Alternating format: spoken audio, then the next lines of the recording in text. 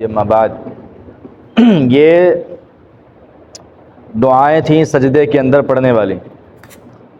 جب سجدے کے بعد ایک سجدے کے بعد بندہ اٹھتا ہے تو اس وقت بیٹھتے دو سجدوں کے درمیان یہ دو دعائیں نبی علیہ الصلوۃ والسلام سے ثابت ہیں۔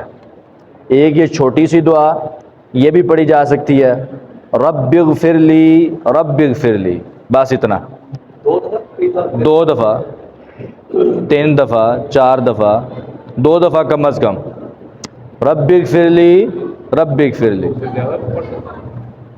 دو سے جتنا پڑھ سکتے ہیں اپنی مرضی۔ رب اغفر لی رب اغفر لی، ربی کا معنی اے میرے رب، اغفر لی مجھے معاف کر دے، اے میرے رب مجھے معاف کر دے۔ یہ لمبی دعا ہے۔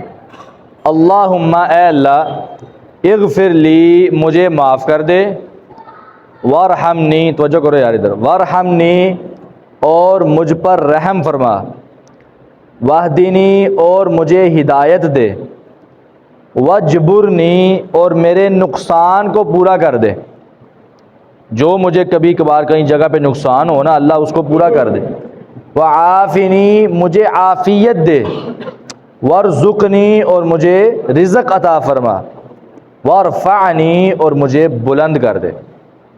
ٹھیک ہے، اے اللہ مجھے معاف کر دے، وارحمنی، وارحمنی کے لفظ ہی سمجھ آ رہی ہے، رحم، یا اللہ مجھ پر رحم فرما، واہدنی ہدایت لفظ سے سمجھ آ رہی ہے مجھے ہدایت دے، وجبرنی میرے نقصان کو پورا کر دے، وعافنی لفظ سے سمجھ آ رہی ہے عافیت مجھے عافیت دے، وارزقنی رزق مجھے اے اللہ رزق دے، وارفعنی اور مجھے بلند کر دے۔